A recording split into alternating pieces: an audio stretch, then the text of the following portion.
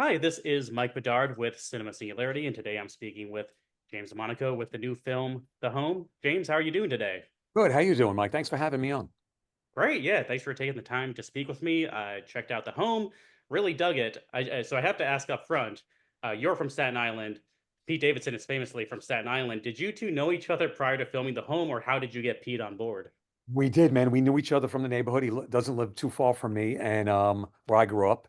And we met first when Pete was pre-Pete. He was not Pete the celebrity yet. He was Pete the busboy at a local restaurant called Nucci's. And I was having I was there. It was right after the first Purge opened, and he came over to me and just said, "Hey, man, I heard you're the guy who wrote and directed the Purge. I'm a fan." And we kind of bonded. We just stayed in touch. We were both kind of nerdy young guys who never really fit into the tough guy atmosphere of Staten Island and kind of just bond. Yeah, we just came together. I think we shared our love of movies and books and we kept in touch. So I knew him well before he was, Pete the SNL guy. And so when Adam and I were writing the script, we really thought of Pete because we knew Pete as a soulful young man and who experienced some tragedy in his life. So did the character of Max. And we thought Pete might be able to really enter into this character. And so, yeah, he was the first one we thought of. And Adam's also a Staten Island guy. So it was three Staten Island guys coming together making a movie. Nice. Yeah. Did you ever consider putting Pete in one of the Purges, or Absolutely, dude. Great question. And Pete actually wrote a comedy purge that I was helping him develop right before COVID that I'd love to continue one day developing and finishing and getting it to the studio. And he's always wanted to be killed in a purge movie. He's like, JD, you gotta put me in a purge movie so you could kill me. So we've been talking about it. We got to get him in there one day, definitively. But I'd love to he wrote a really great comedy version of the purge that I'd love to one day try to get going. I would watch the shit out of a comedy Purge Same movie. here, dude. Me too. I I would got be some there in a tickets already. heartbeat. Yes.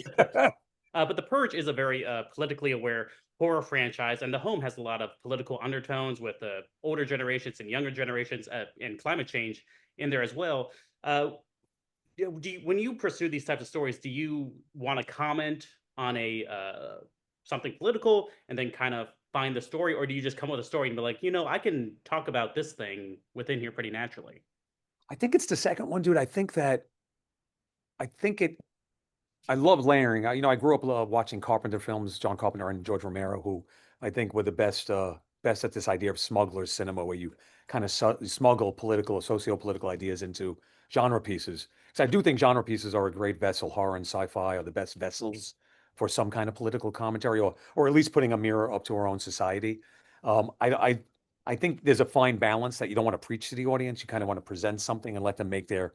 I think I've actually screwed that balance up on the Purge movies where I began to preach a little. So this one I wanted to reel it in a little bit, and I have my thoughts on climate change and what the previous generations have done to this generation. So now I think the story came first, and then as Adam and I were talking about what's being done without giving away the ending, what's being done to certain characters in the movie, we saw that we saw a parallel there with what's been done to the planet, how we've mined this planet of its resources, how certain characters in the movie are getting mined of their resources.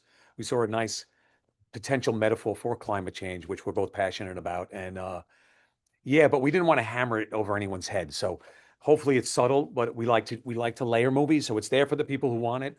Otherwise, we hope the movie exists as a really fun, crazy psychological horror film. It is very fun. I saw another interview you did where you mentioned that The Home is like Rosemary's Baby meets Get Out, and you mentioned your love for Carpenter. I'm just curious if there were any other horror influences that you put into The Home.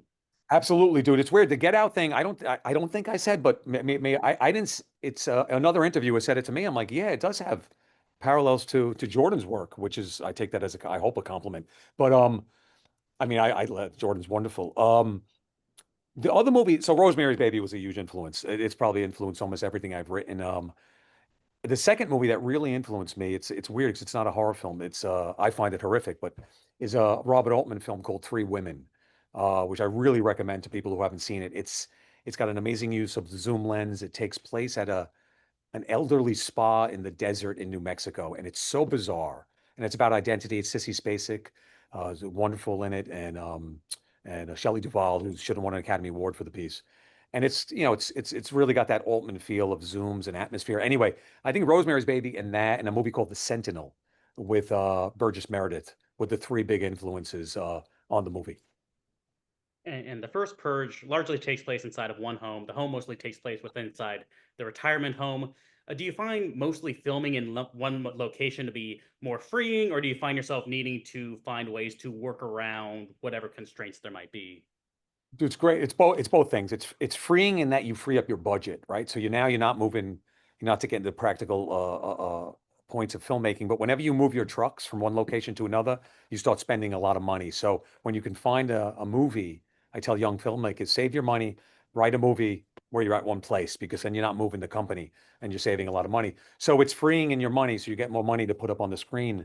And where it becomes somewhat challenging is visually, you don't want to keep repeating yourself. You want the facility to have enough visual difference or in different rooms so that it looks bigger than it actually is. Now we got lucky on the home. Now the house we were shooting on The Purge was a mansion, but it had a visual palette that was similar throughout the place. So it was quite hard on my cinematographer to differentiate lighting techniques, and the production design was hard because everything looked the same. Here, though, we were lucky. This place was like a city. It was like the size of a small city. So we were able to find very different kind of locations. We had a great production team who I wanted the interior to be somewhat warm, a warm color palette, whereas the exterior was a grayer palette, a cooler palette. So we were able to really play, and the size helped us. It was so enormous, and we got incredibly lucky finding that place because it's been around for 100 years and had just closed down. So we're very lucky. This is a very stupid question, but Oh, is there a possibility the home and the Purge exist within the same universe since there are? oh, I would love, dude, I would love that. I've thought of it myself, but I always think that's just a nerdy me, like living in my own crazy little like fantasy head. I think they live in the same universe. I'd love to figure out how to somehow merge those universes. I don't know if the powers that be who own the entities would allow that, but man, I'd love that. That would just truly be a dream come true. And you've written and directed a lot of great horror movies over the years. Is there any advice you'd give to screenwriters or up and coming directors who want to pursue horror projects specifically, especially if they don't have like a sizable budget to, maybe just how to get their project off the ground? Yeah, man. This is it's kind of what I said before, not to repeat myself, but budget is such a big thing in film, and it's getting harder and harder to get money, to be quite honest. And everybody look, I have various projects I'm trying to finance, and everybody's like, "Oh, you need 20? Could you do it for 10? If you need 10, can you do it for 5?" So everybody's looking to tighten the purse because it's just a hard time, as we know, for cinema. And I would just say, everybody keep budget in mind. It's so huge. That's why a contained piece, if you can find a story that does take place in one place, though hard to do to tell that story, use it as a virtue. It's a great pressure cooker situation. Some of the great films, I think, even non-horror films like Dog Day Afternoon, and take place in one spot. So I think there's a way to tell a great story, especially a horror story, in one location. So keep that in mind and surround yourself, I think, as a young filmmaker, find people who will tell you no, or that you're full of shit. It's terrible to have people around you who just say yes. You want people who will be critical of your work. And I think it just makes people better. I'm very lucky to have a producer, Sebastian Lemercier, who really calls me out on my writing. He was the producer on Purge 1, who my first draft was unfilmable. And he's the one who said, okay, this is rated X with violence. You need to bring this down so we can get our financing. And so having no people around you who will call you out, I think, is really important too.